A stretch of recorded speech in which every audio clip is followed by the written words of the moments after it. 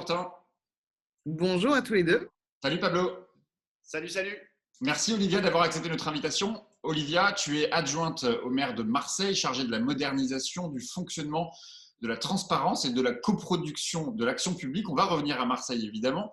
Mais si on t'a invité, c'est parce que tu es candidate à la candidature pour les régionales en PACA.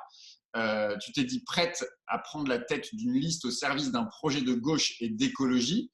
Hier, l'hebdomadaire Le Point estimait que la gauche avait des raisons d'espérer. Le Point se base notamment sur un sondage qui ne prédit pas pourtant la victoire de la gauche et des écologistes.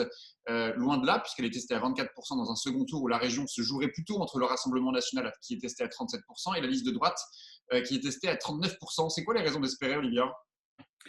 Les raisons d'espérer, c'est que je suis absolument persuadée que unis, la gauche, l'écologie et les forces citoyennes peuvent complètement aller dans cette bataille et remporter cette région.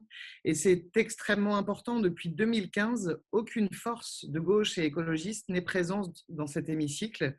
Et depuis, la droite déroule sans réelle opposition un programme qui concerne plus malheureusement de la communication que de l'action réelle utile aux habitants de la région. On va en parler. Et je pense que plus que jamais, il est temps pour notre région qu'un programme de gauche, un programme d'écologie puisse être mis en place. Nous sommes, je l'espère, à la sortie d'une crise sanitaire et il est aujourd'hui urgent qu'un projet de transition puisse être appliqué dans cette région. En fait, ce que tu veux faire, c'est un peu recommencer ce qui avait été fait à Marseille avec le printemps marseillais, dont tu avais été l'une des chevilles ouvrières. Les conditions de la victoire, donc tu le dis, c'est un rassemblement de tous dès le premier tour. C'est ce que tu souhaites, mais sur quelle base, en fait, et dans quel périmètre ? Ce que montre le sondage qu'a sorti Le Point hier matin, c'est que unis, les forces écologistes et les forces de gauche sont seulement à quelques points de Renaud Muselier, alors que Renaud Muselier est le président sortant, c'est le président des régions de France, et qu'aujourd'hui, nous n'avons pas démarré de campagne, que ce soit moi, la tête de liste de ce rassemblement, ou quelqu'un d'autre, nous n'avons pas de figure médiatique qui s'impose très naturellement au sein de la région. Et donc, je trouve ça extrêmement encourageant de voir que nous pouvons nous positionner d'une façon très solide dans ce premier tour et être un réel interlocuteur. Et je pense que c'est sur cette base que nous devons tous être responsables. J'appelle, moi, aujourd'hui, vraiment à la responsabilité de l'ensemble des acteurs politiques. Il y a un impératif à pouvoir mettre en place un projet de transition. Et pour ça, le seul chemin, c'est l'union des forces écologistes et des forces de gauche, comme nous l'avons fait à Marseille. Et je trouve ça tout à fait intéressant de comparer les deux situations. À Marseille, tout le monde nous prédisait que nous n'y arriverions pas à n'y arriver. Pardon, j'arrive même pas à le dire, tellement c'est impossible.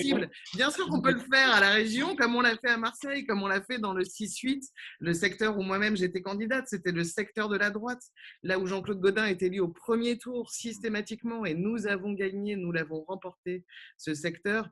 3 jours avant le premier tour, il y avait une de la Provence, le journal local, qui titrait « Dans le 6-8, un boulevard pour Vassal ». Et on a gagné ce secteur. Donc moi, je crois profondément. Qu'est-ce qui patine, Olivia, Pardon ? Qu'est-ce qui patine aujourd'hui, Olivia ? Parce qu'on voit bien que le rassemblement a du mal à se faire. On voit quand même effectivement que certains te reprocheraient d'être trop proche du Parti socialiste. D'autres disent que tu n'es pas une figure suffisamment connue pour les questions écologiques. D'autres te reprochent d'ailleurs aussi des erreurs politiques de ton mandat d'élu d'adjointe sur la réforme, notamment, j'ai lu ça dans la presse, la réforme sur les droits de grève des agents municipaux. Enfin, on voit bien que ton profil est critiqué de part et d'autre. Qu'est-ce qui fait que tu serais la candidate la plus rassembleuse ? Alors, moi, je veux bien qu'on reprenne l'ensemble des questions que tu viens de poser point par point, parce qu'il y a beaucoup de choses dans ce que tu viens de dire. La première, c'est que moi, je ne fais absolument pas de ma candidature à cette candidature une condition sine qua non. Si jamais j'ai pris la parole la semaine dernière, c'est justement parce que les discussions patinaient et qu'il fallait provoquer des discussions plus intenses, que tout le monde se mette autour de la table. Et le fait que je sorte dans la presse a eu le mérite de déclencher ça. Et depuis, les discutsions s'accélèrent et c'est aujourd'hui nécessaire. Nous devons impérativement aboutir à cet accord. Et moi, je suis persuadée qu'ayant des interlocuteurs responsables, que ce soit au niveau de la gauche ou au niveau de l'écologie, nous pouvons y arriver. Moi, c'est ma seule conviction, c'est que nous devons nous réunir pour y arriver. Si jamais c'est moi qui suis la mieux placée pour être la candidate de ce rassemblement, eh bien j'irai. Si jamais c'est quelqu'un d'autre, il ira ou elle ira. Je n'ai pas de sujet là-dessus. Mais il faut que nous puissions y arriver. c'est quoi le processus pour désigner le bon candidat? Quelle expérience vous avez tirée justement du printemps marseillais? Pour moi, la première chose, c'est de se rassembler autour d'un projet, autour de la vision que nous portons. Et à chaque fois que nous discutons, nous ne pouvons que faire une chose, c'est reconnaître que nous sommes d'accord à 90% sur le programme qu'il faudrait dérouler au niveau de notre région. Aujourd'hui, même si jamais c'est un échelon qui est assez mal connu de l'ensemble des concitoyens, et je peux le dire de manière très libre, puisque moi-même, c'est un échelon que j'ai découvert assez tardivement, c'est quand même une collectivité qui peut avoir un impact si jamais si jamais ses forces sont mises à bon escient. C'est une collectivité qui peut avoir un impact réel dans la vie quotidienne des gens. Je donne un exemple, la région, c'est ce qui s'occupe de la formation, de l'apprentissage des lycées et donc de tout ce qui amène vers l'emploi, vers un développement économique. Et si jamais c'est quelque chose qui est réfléchi de manière d'une manière qui correspond aux valeurs qu'on porte, au projet que nous souhaitons développer, c'est quelque chose de formidable. Je vous donne un exemple. Il était question, un projet a été prévu pour qu'un formidable centre d'apprentissage soit établi dans notre région. L'État a prévu un budget pour ça, pour que ça puisse exister. C'est un projet qui a été aidé par nos museliers, alors qu'on a besoin de préparer nos jeunes à des métiers d'avenir. Les métiers changent aujourd'hui. Et donc, tout ça, ce sont des projets que nous portons, de pouvoir préparer nos jeunes à l'emploi de demain. Et plus que jamais, nous avons besoin de ça aujourd'hui dans cette région. On va revenir sur le bilan de Renaud Muselier, mais un dernier mot sur ta candidature. On voit Europe Écologie Les Verts défendre la candidature de Jean-Laurent Félicia, qui avait été candidat dans le Var en 2015 et qui avait fait 4,7%. Sa candidature non plus ne fait pas l'unanimité. Donc, en fait, si c'est ni toi ni Jean-Laurent Félicia qui permet ce rassemblement large, est-ce qu'il ne faudrait pas faire, ou plutôt chercher, comme le suggère le sénateur communiste Jérémy Bacchi, encore un autre candidat qui, lui, pourrait faire… Est-ce qu'il existe ce candidat qui pourrait faire l'unanimité à gauche et chez les écologistes? En fait, moi, je suis persuadée que, comme à Marseille, ce n'est pas la question de la personne qui doit diriger ces discussions. Michel Birola, elle a quand même été une personnalité importante pour ce rassemblement du printemps. Bien sûr. Mais comme l'ensemble des acteurs de cette campagne l'ont été. Mais ce n'est pas pour moi ce qui va faire le mouvement et la dynamique de cette campagne. Pour moi, ce qui va faire qu'on va pouvoir réussir dans la région, c'est si on réussit à annoncer qu'on y va tous ensemble. C'est ça qui va générer l'espoir pour nos électeurs et qui va permettre à tout le monde d'envisager de se déplacer dans un contexte sanitaire qui n'est pas forcément aidant et qui va permettre aussi d'installer l'esprit de responsabilité qui doit être le nôtre encore une fois. Donc pour moi, la première chose, c'est qu'on puisse discuter ensemble, se rassembler autour d'un projet parce que nous partageons énormément de choses. Et ensuite voyons qui incarne. Mais maintenant, il va falloir se dépêcher puisque le gouvernement a confirmé les dates des élections pour le mois de juin. Et donc, il va falloir que ces discussions aient lieu. Et elles ont lieu en ce moment. Tout le monde s'active beaucoup, que ce soit au niveau national, au niveau local. Et donc, je suis la première à souhaiter que nous puissions aboutir à ce rassemblement. Du coup, c'est quoi le bilan de Renaud Muselier à la tête de la région PACA? Dans quel état il va laisser la région? Eh bien, écoutez, il aura fait beaucoup de communication et ça, c'est formidable. Il aura, par exemple, voulu changer le nom de la région Sud pour en faire une marque. Ça, c'est vraiment ce qu'on peut apporter à son crédit. Mais moi, je pense que tout ça est complètement insuffisant. C'est-à-dire que qu'est-ce que c'est la région Provence-Alpes-Côte d'Azur? C'est, comme disait Michel Vauzel, ce que le monde entier nous envie. Nous avons la Provence, nous avons les Alpes, nous avons la Côte d'Azur. Et c'est autant de diversité et de manières de vivre. Ce sont des métropoles qui sont très actives avec beaucoup d'habitants. Ce sont aussi des zones beaucoup plus rurales et qui, si jamais elles étaient mises en bonne synergie, en bonne coopération, si on leur permettait de coopérer, pourraient vivre beaucoup mieux toutes ensemble. La région, c'est aussi des acteurs culturels mondiaux. Nous avons le Festival de Cannes, nous avons les rencontres de la photo d'Arles, nous avons le Festival d'Avignon, nous avons toutes ces magnifiques initiatives, mais qui doivent aussi permettre de faire émerger toutes les initiatives locales qui doivent être mises ensemble autour de la table pour permettre à l'ensemble de cette région de profiter d'une offre culturelle la meilleure possible pour ses habitants. C'est formidable d'avoir une région très attractive pour les touristes, mais c'est aussi important d'avoir une région qui soit celle qui permette à chacun de ses habitants de vivre bien, de vivre en se préparant à faire face à l'avenir. C'est ce que les derniers moments passés nous enseignent également. C'est que nous devons nous renforcer, nous devons pouvoir être en situation de faire face à l'avenir. Nous sommes dans un endroit qui a d'énormes atouts, qui pourrait être demain le démonstrateur d'une autre manière de faire de la politique, de monter des projets forts de tous ces atouts. Et c'est ça dont il faut qu'on se saisisse. Moi, je suis absolument persuadée que ce ne sont pas ceux qui ont mis en place les problèmes que nous avons aujourd'hui qui vont permettre demain de les résoudre et de mieux préparer l'avenir. C'est ça dont il s'agit aujourd'hui. On l'a dit, tu es adjointe à au maire de Marseille, pardon. Je ne me suis pas habitué. La gauche est installée donc à la mairie depuis moins d'un an.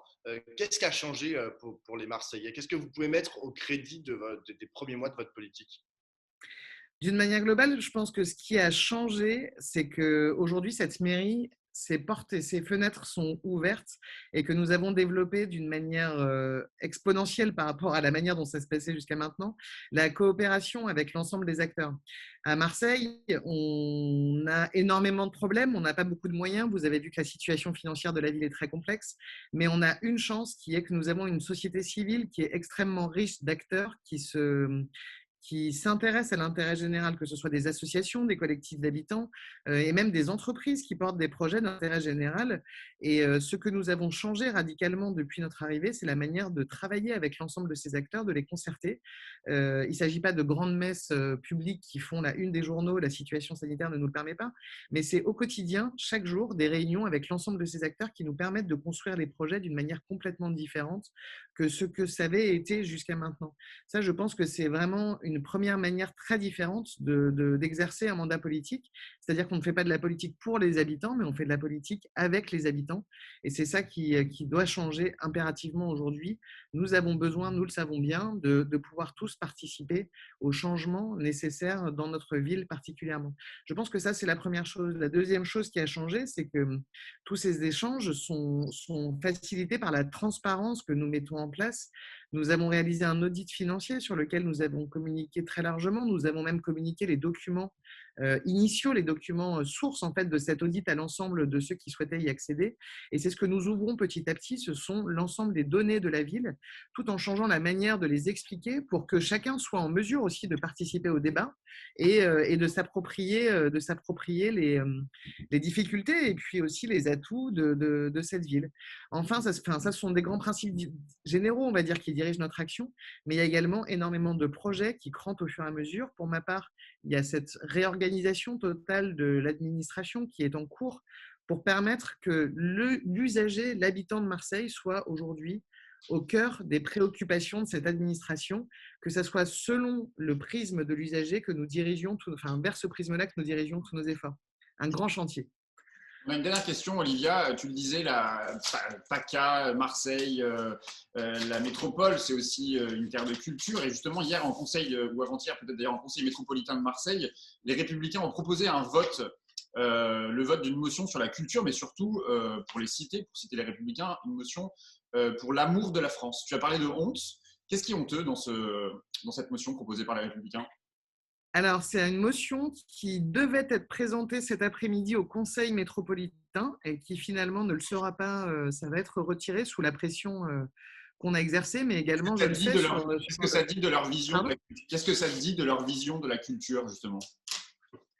Mais moi, je suis extrêmement inquiétante. En fait, alors je ne l'ai pas là sous les yeux, mais il est sur mon compte Twitter. Vraiment, je vous invite à lire ce texte de 2 pages qui présente une vision, ça va même au-delà d'une vision culturelle, c'est une vision sociétale qui est dans le repli total sur soi. Pour moi, la culture, enfin, ça va même à l'encontre de ce qu'est la ville de Marseille et de ce qu'est notre région.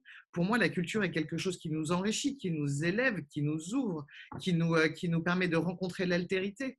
Ce n'est pas le repli sur soi et le rappel de valeurs identitaires. Ce n'est pas là-dessus qu'on construit notre société. Et ce texte, mais vraiment, je vous invite à le lire. Je n'ai jamais vu quelque chose comme ça de la part des Républicains. C'est très inquiétant. Au même moment, Renaud Muselier sort un appel soutenu par des acteurs politiques, des acteurs culturels de la région. Moi, je serais curieuse d'avoir leur avis. Renaud Muselier est aujourd'hui le président des Républicains au niveau régional, je crois. Qu'en pense-t-il de ce texte ? Je serais très curieuse d'avoir sa vision. Merci beaucoup, Olivia. Je vous en prie, merci beaucoup à vous. Bonne journée.